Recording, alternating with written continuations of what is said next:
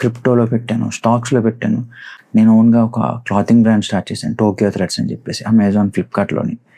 Minimum to minimum ఒక 10 members అక్కడ కూడా పరిచయం అవుతారు. అప్పట్లోనే అది 5 lakhs పెట్టాను బండికి. ఫ్రీలాన్సింగ్లో బిగ్గెస్ట్ ప్రాబ్లం ఏంటంటే, నువ్వు కంప్యూటర్ ముందు కూర్చుని పని చేస్తేనే నీకు డబ్బులు వస్తాయి. నువ్వు ఒకవేళ వర్క్ చేయకపోతే పైసా రాదు. ఒకవేళ నీకు ఏదైనా హెల్త్ ఇష్యూ వచ్చి కొన్ని వారాలు వర్క్ చేయకపోతే నీ అకౌంట్ ఖాళీ అవ్వడానికి పెద్ద టైం పట్టదు. శాలరీ ప్రొఫెషనల్స్ కూడా అంతే కదా, అంటే వాళ్ళు కొంచెం వేరే, వాళ్ళకి హెల్ప్ చేయడానికి కొలీగ్స్ ఉంటారు, వాళ్ళకి లోన్లు ఈజీగా పని అవుతాయి. ఇక్కడ ఫ్రీలాన్సర్స్కి కొలీగ్స్ ఉండరు, ఉన్న వాళ్ళు హెల్ప్ చేయరు, లోన్స్ పని అవ్వవు. సిబిల్ అంతలా ఉన్నా సరే నువ్వు ఫేక్ పెట్టుకుని తప్ప లోన్ తీసుకోలేవు. సో ఇక్కడ మ్యాటర్ ఏంటంటే, నువ్వు కంప్యూటర్ ముందు కూర్చొని పని చేస్తేనే నీకు డబ్బులు వస్తాయి అంటే అసలు నువ్వు ఫ్రీలాన్సర్గా సక్సెస్ అయినట్టే కాదు. నా దృష్టిలో సక్సెస్ అంటే మనం నిద్రపోతున్నప్పుడు కూడా మనీ జనరేట్ చేయాలి, అదే అసలైన సక్సెస్ అంటే. యాక్చువల్గా ఇది నా ఒపీనియన్, అందరిది ఎలా ఉండాలని కాదు, బట్ నా వరకు అయితే మాత్రం సక్సెస్ అంటే అదే. అలాగని అందరికీ బిజినెస్లు సెట్ అవుతాయి అంటే నో. మైండ్ సెట్ చాలా ఇంపార్టెంట్. ఫ్రీలాన్సర్గా ఉన్న వాళ్ళు ఎవరైనా సరే బిజినెస్లోకి వెళ్ళాలంటే మైండ్ సెట్ చాలా ఇంపార్టెంట్. చాలామంది సేఫ్ గేమ్ ఆడతారు, లిక్విడిటీ కోసం గోల్డ్, సేవింగ్స్, సిబిల్ బాగుండాలి, లోన్ రావాలి, మంచిగా ఒక ఇల్లు కట్టుకోవాలి, ఇలా చాలామంది సేఫ్గా ఉంటారు. ఆ సేఫ్గా ఉండే వాళ్ళందరికీ కూడా కోరికలు ఎక్కువ ఉండవు, అవసరాలు ఉంటాయి. సో నీకుండేది అవసరం అయితే ఆ అవసరాన్ని నువ్వు శాలరీతో తీర్చుకోవచ్చు. నీకు కోరిక ఉంటే దానికోసం నువ్వు ప్రాఫిట్స్ని ఎర్న్ చేయాలి. అంటే ఇప్పుడు నీకు బండి అవసరం, స్ప్లెండర్ కొనుక్కుంటే అది కూడా బండి కింద నువ్వు వాడుకోవచ్చు. లేదు నాకు హ్యార్లీ డేవిడ్సన్ కావాలంటే అది కోరిక, దానికోసం నువ్వు ప్రాఫిట్స్ ఎర్న్ చేయాలి. లేదు 3 లక్షలు హ్యార్లీ డేవిడ్సన్ ఏదో లాంచ్ చేసి అది తీసేసుకుంటానంటే. సో ఫ్రీలాన్సర్ ఎవరైనా సరే వాళ్ళ మైండ్ సెట్స్ బట్టి ఫర్దర్గా మీరు స్టెప్స్ తీసుకుంటా ఉంటే మీ లైఫ్ బాగుంటుంది. లేకపోతే ఈజీగా రిస్క్ అయిపోతారు. నేను బిజినెస్ మైండ్ సెట్తో ఉన్నాను ఫ్రీలాన్సర్గా అని అనుకుంటే మీరు స్ట్రెస్ని ఫస్ట్ హ్యాండిల్ చేయగలగాలి. స్ట్రెస్ హ్యాండిలింగ్ అంటే స్ట్రెస్ వచ్చిన ప్రతిసారి ఫోన్ స్విచ్ ఆఫ్ చేసి పక్కన పెట్టేయడం కాదు. ఆ స్ట్రెస్ని సార్ట్ అవుట్ ఎలా చేసుకోవాలి అని చెప్పేసి మీకు తెలియాలి. సో ఫ్రీలాన్సర్గా మీరు బిజినెస్లోకి వెళ్ళాలి అనుకుంటే ఫస్ట్ స్ట్రెస్ని హ్యాండిల్ చేయగలగాలి. అండ్ నెక్స్ట్ మీరు ఎంత వర్క్స్ చేయగలరో అంత వర్క్స్ చేయాలి. క్యాపిటల్ కోసం మీరు ఎంత వర్క్స్ ఎక్కువ చేస్తే అంత క్యాపిటల్ మీరు సేవ్ చేయగలరు. మీరు మళ్ళీ మనకు వర్క్స్ ఇవన్నీ ఎలా వస్తాయంటే, నేను ప్రీవియస్ వీడియోలో చెప్పినట్టు మీ లోకల్ ఫోటోగ్రాఫర్స్ని కలిసి నేను మీకు ఒక వీడియో ఫ్రీగా వర్క్ చేస్తాను, నాకు వర్క్ ఇచ్చి చూడండి, వర్క్ నచ్చితే కంటిన్యూ చేయండి అని చెప్పి మీరు ఎంతమంది ఫోటోగ్రాఫర్స్ని కలవగలరో వాళ్ళని కలిసి మీరు వర్క్ని తీసుకుని తర్వాత ఆ వర్క్ని బ్రేక్ డౌన్ చేసుకుంటూ ఆన్లైన్లో పెట్టుకోవాలి. ఎందుకంటే మీరు మీ ఊరిలో ఒక 10-15 మంది పరిచయం అయితే ఆన్లైన్లో మీ వర్క్ని ఎక్స్పోజ్ చేసుకుంటే అసలు మినిమం టు మినిమం ఒక 10 మెంబర్స్ అక్కడ కూడా పరిచయం అవుతారు. మీ అదృష్టం బాగుంటే అసలు లెక్క పట్టలేనంత మంది పరిచయం అవుతారు ఆన్లైన్లో. సో మీ వర్క్ని ఆన్లైన్లో ఎక్స్పోజ్ చేసుకోండి, బీటీఎస్లు పెట్టండి, టైమ్ లైన్స్ పెట్టండి, ఏదైనా ఒక ఎఫెక్ట్ పెడితే ఆ ఎఫెక్ట్ని బ్రేక్ డౌన్ చేసి చూపించండి. అలా మీరు ఆన్లైన్లో మీ వర్క్ని ఎక్స్పోజ్ చేసుకుంటే మీకు ఆన్లైన్ ద్వారా క్లయింట్స్ ఇంకా ఎక్కువ పరిచయం అవుతారు. మీరు ఈ ఆన్లైన్ ఇదంతా ఎందుకు అని అనుకోవద్దు. ఎందుకంటే 100 కోట్లు తీసుకునే హీరో కూడా స్టేజ్ ఎక్కి తన కష్టం కోసం చెప్తున్నాడు. మీరు తీసుకునేదే చిల్లరా. మీరు అట్లీస్ట్ మినిమమ్ మీ కష్టాన్ని ఆన్లైన్లో ఎక్స్పోజ్ చేసుకోకపోతే ఒక్కడు కూడా వాల్యూ ఇవ్వడు. ఎందుకంటే ఇది యాక్చువల్గా నేను కూడా చేసినాను, నేను ఆన్లైన్లో ఎప్పుడు నా వర్క్ని పెట్టలేదు. సో నా కష్టం బయటకు తెలియకపోవడం వల్ల ఈవెన్ ఫోటోగ్రాఫర్స్ అవ్వచ్చు, నా ఫ్రెండ్స్ అవ్వచ్చు, ఏమంటారంటే నీకెంత పని అని మౌస్లో ఇలా నొక్కితే నీకు డబ్బులు వచ్చేస్తాయి అంటారు. వాళ్ళకి నా కష్టం తెలియదు కాబట్టి, ఎందుకంటే నేను చూపించలేదు, వాళ్ళని తప్పు పట్టలేను. సో మీరు ముందు నుంచే నేను చేసిన మిస్టేక్ చేయకుండా మీ కష్టాన్ని ఎక్స్పోజ్ చేసి ఆన్లైన్ ద్వారా వర్క్ ఎక్కువ సంపాదించి క్యాపిటల్ని ఎక్కువ గెయిన్. ఎందుకంటే ఫ్రీలాన్సర్గా మీరు బిజినెస్లోకి షిఫ్ట్ అవ్వాలంటే క్యాపిటల్ చాలా చాలా ఇంపార్టెంట్. సో క్యాపిటల్ కోసం మీరు వర్క్ని ఎక్కువ చేయాలి. ఇదే పాయింట్ 2. పాయింట్ 3, నేను ఇక్కడ ఒక స్టోరీ చెప్పి దాని ద్వారా నేను పాయింట్ 3 ఎక్స్ప్లెయిన్ చేస్తాను. నాకు చిన్నప్పటి నుంచి బైక్స్ అంటే చాలా ఇష్టం. సో ఏదైనా ఒక మంచి బైక్ తీసుకోవాలి అని చెప్పేసి సూపర్ బైక్ కోసం అని చెప్పి ఒక రాంగ్ టైంలో ఎఫ్బి మోండియర్ అని ఒక బైక్ తీసుకున్నాను. అప్పట్లోనే అది 5 lakhs పెట్టాను బండికి. ఆ బైక్ తీసుకోవడం వల్ల నా సేవింగ్స్ అన్నీ నాకు ఖర్చు అయిపోయినాయి. తర్వాత నాకు బుద్ధి వచ్చిన తర్వాత నేను ఏదన్నా ఒకటి చేద్దాము అంటే నేను మళ్ళీ సేవ్ చేయడానికి నాకు చాలా చాలా టైం పట్టేసింది. సో దానివల్ల నేను ఒక 1.5 year వెనక్కి వెళ్ళాల్సి వచ్చింది. నా మెయింటెనెన్స్లో అన్నీ పోగా నేను సేవ్ చేసుకోవాలంటే.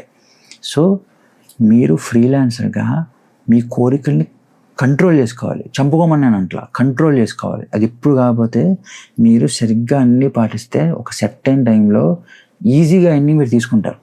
సో మీ కోరికల్ని మీరు కంట్రోల్ చేసుకోగలగాలి ఫ్రీలాన్సర్గా. అది చాలా ఇంపార్టెంట్. లేదంటే కనుక చాలా భయంకరంగా దెబ్బలు తగులుతాయి. మీకు అంతా బుద్ధి వచ్చిన తర్వాత మీరు ఏదన్నా చేద్దామంటే మీ దగ్గర పైసా ఉండదు. అందుకనే మీ కోరికల్ని కంట్రోల్ చేసుకోవాలి. అదే పాయింట్ 3.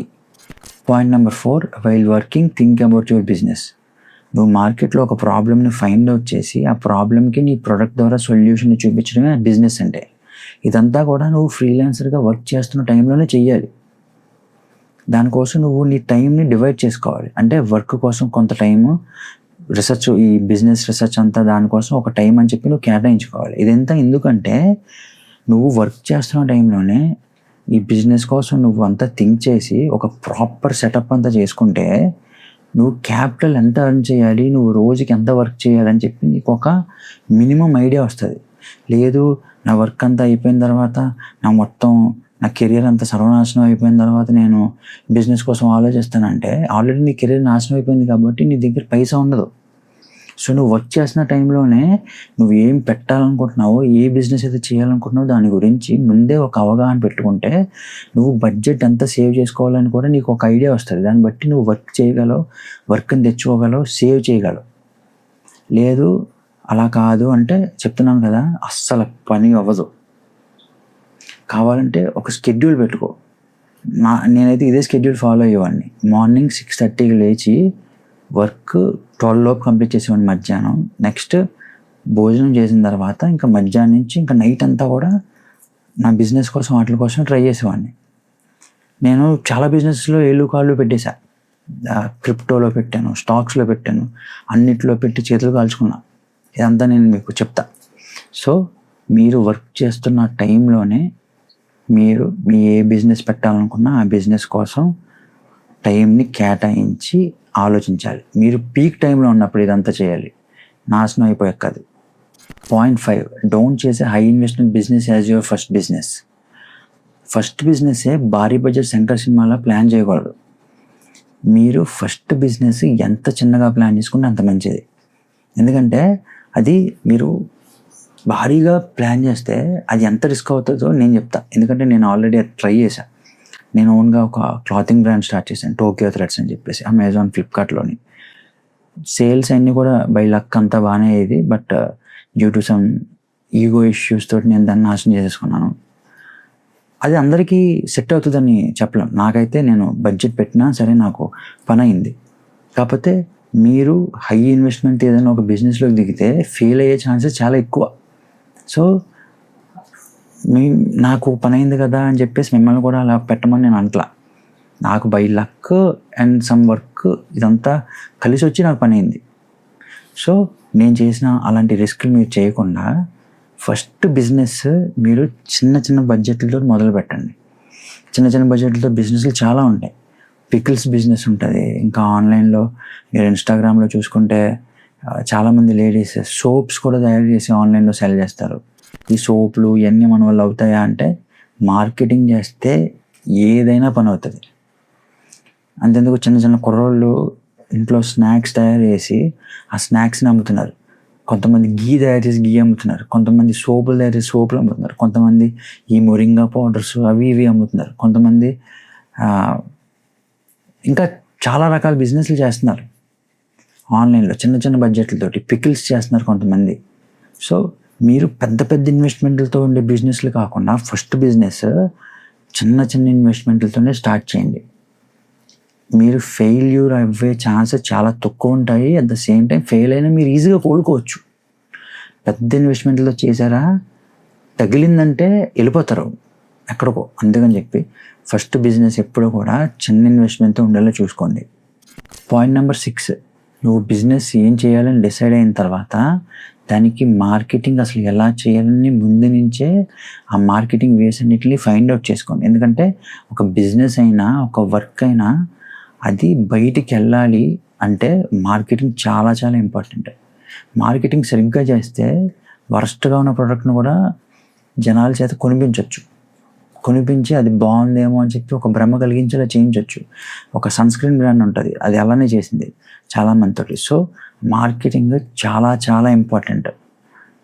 మీరు బిజినెస్ ఫిక్స్ అవ్వగానే మార్కెటింగ్ ఎలా చేయాలి, దాని వేస్ ఏంటి అని చెప్పి దానికోసం టైం కేటాయించండి. అండ్ పాయింట్ 7, బిజినెస్ ఫిక్స్ అయింది, మార్కెటింగ్ దానికి ఎలా చేయాలని ఫిక్స్ అయింది, క్యాపిటల్ ఫిక్స్ అయింది, అప్పుడు మీరు బిజినెస్లోకి దిగండి. ఈ 2 ఫిక్స్ అయ్యి క్యాపిటల్ ఫిక్స్ అవ్వకపోతే మాత్రం అసలు ఎట్టి పరిస్థితుల్లో దిగొద్దు. అప్పు చేసి అస్సలు దిగొద్దు. ఎందుకంటే అప్పు చేసి దిగితే చాలా అంటే చాలా ఈజీగా రిస్క్ అయిపోతారు. మీరు ఎంత ప్లాన్ చేసుకుంటారో అంత ప్లాన్లు మొత్తం అన్నీ కూడా సర్వనాశనం అయిపోతాయి.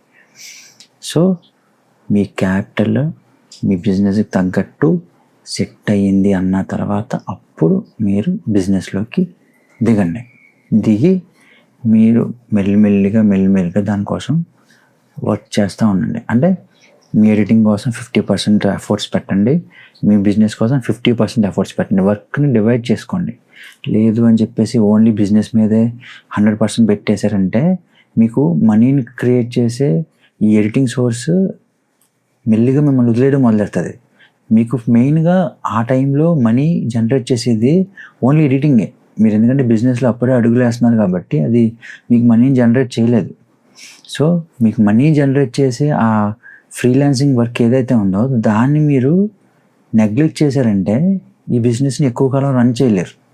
సో అందుకని మీరు అసలు మీకు వర్క్ అమౌంట్ ఇదంతా జనరేట్ చేసే ఫ్రీలాన్సింగ్ ఏదైతే ఉందో దాన్ని మాత్రం నెగ్లెక్ట్ చేయకుండా దానికి 50% టైం ఇచ్చేయండి, మీ బిజినెస్కి 50% టైం ఇచ్చేయండి. ఓకే. అండ్ లాస్ట్గా నేను చెప్పిన పాయింట్స్ అన్నిటిని సాటిస్ఫై చేసిన తర్వాతే మీరు బిజినెస్లోకి దిగండి. తొందరపడి మాత్రం మీరు ఎట్టి పరిస్థితుల్లో అసలు దిగొద్దు. ఎందుకంటే బిజినెస్ అనేది క్లిక్ అవ్వడానికి దానికి మినిమమ్ మార్కెట్లో దాన్ని 1 year అన్నా ఉంచాలి. మీరు నేను చెప్పిన పాయింట్ సాటిస్ఫై చేసి దిగితే దాన్ని మినిమం 1 year మీరు ఖచ్చితంగా ఉంచగలరు. లేదు దాంట్లో మీరు ఏది మిస్ కొట్టినా మీరు అర్ధాంతరంగా మూసేయాల్సి వస్తుంది బిజినెస్ స్టార్ట్ చేసిన తర్వాత. సో వీటన్నిటిని సాటిస్ఫై చేసిన తర్వాతే మీరు బిజినెస్లోకి దిగండి. దాన్ని మెల్లిమెల్లిగా కంటిన్యూ చేయండి. మీ వర్క్ని మాత్రం వదలొద్దు ఎట్టి పరిస్థితుల్లో. ఎందుకంటే వర్క్ చాలా ఇంపార్టెంట్. ఎందుకంటే మనీ జనరేట్ చేసేది ప్రజెంట్ అదే కాబట్టి మీకు దాన్ని మాత్రం వదలకుండా బిజినెస్ని మెల్లిమెల్లిగా డెవలప్ చేసుకుంటా అది డెవలప్ అవుతూ ఉన్నప్పుడు ఇక్కడ వర్క్స్ని కొంచెం తగ్గించుకుని స్ట్రెస్ తగ్గించుకోండి. అలాగా వన్స్ ఇంకా ఆ బిజినెస్ అనేది పర్ఫెక్ట్గా డెవలప్ అయింది, నాకు ఒక స్టేబుల్ ఇన్కమ్ తీసుకొస్తుంది అన్నప్పుడు మీరు వదిలేయాలనుకుంటే మీరు ఈ ఫ్రీలాన్సింగ్ని వదిలేయచ్చు. లేదు నేను మెల్లిగా ఇంకా దీన్ని కంటిన్యూ చేసుకుంటానంటే మీ ఓపిక కంటిన్యూ చేసుకోవచ్చు. సో ఈ విధంగా మీరు మీ ఫ్రీలాన్సింగ్ నుంచి బిజినెస్లోకి మెల్లిగా షిఫ్ట్ అవ్వాలి. ఒకేసారి యుద్ధం చేసినట్టు కాదు. మీరు ఫ్రీలాన్సింగ్లోకి ఒకేసారి యుద్ధం చేయకుండా మెల్లిగా ఎలా అయితే వచ్చారో అలానే బిజినెస్లోకి కూడా ఫ్రీలాన్సింగ్ నుంచి మెల్లిమెల్లిగా వెళ్తూ ఉండాలి. అంతే తప్ప ఒకేసారి మాత్రం ఎట్టి పరిస్థితుల్లో చేయకండి. ఓకే గాయ్స్, ఇక్కడితో ఈ వీడియో అండ్ ఈ వీడియో కనుక మీకు నచ్చితే మీ ఒపీనియన్ కామెంట్ చేయండి. అలానే వీడియోకి లైక్ చేయండి, మీ ఫ్రెండ్స్కి షేర్ చేయండి. అలానే అప్డేట్స్ కోసం ఛానల్ని సబ్స్క్రైబ్ చేయండి. Thanks for watching. బై.